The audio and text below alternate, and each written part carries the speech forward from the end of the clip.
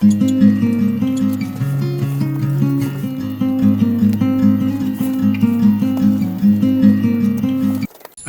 magandang umaga po sa inyo mga ka-farmer. Let's go farming na po. Ganito po ang itsura ng ating kulungan sa labas kapag tayo po ay nasa brooding stage.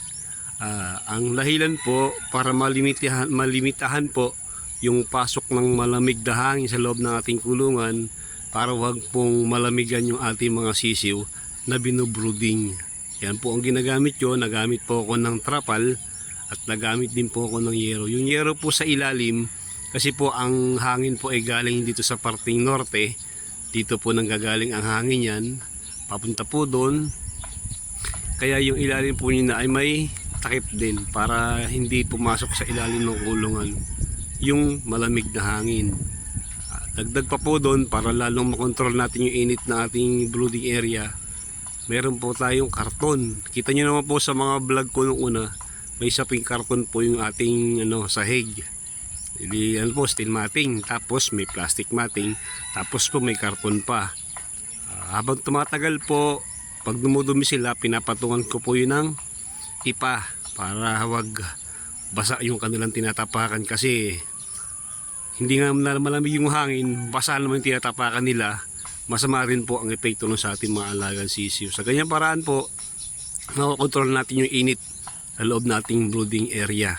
Plus po, naglagay din po ako doon ng incandescent bulb, mga apat na 50 watts, tapos po isang 150 watts na malaki para po magdagdag ng init na kinakailangan nila. Lalo po pag mga first week ng ating mga sisiyo, dapat talaga ang init nyo ay consistent, tama yung init na kinakailangan nila para sa simula pa lang, sa pagbubrooding pa lang, maganda na yung kalalabasan.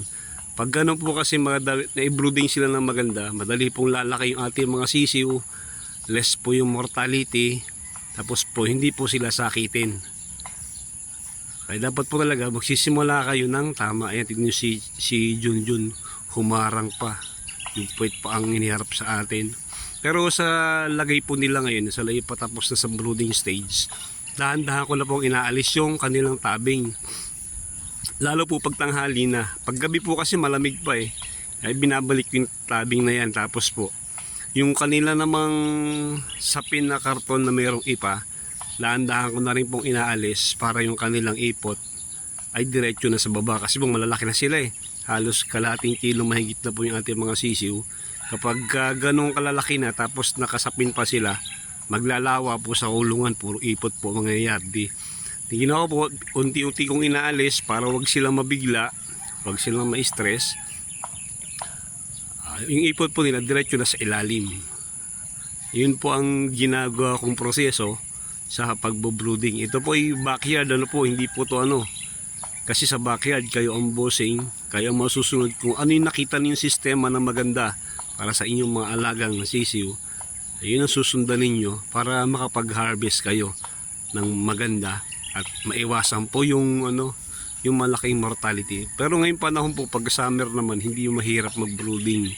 Madaling makontrol yung init sa loob ng ating brooding area.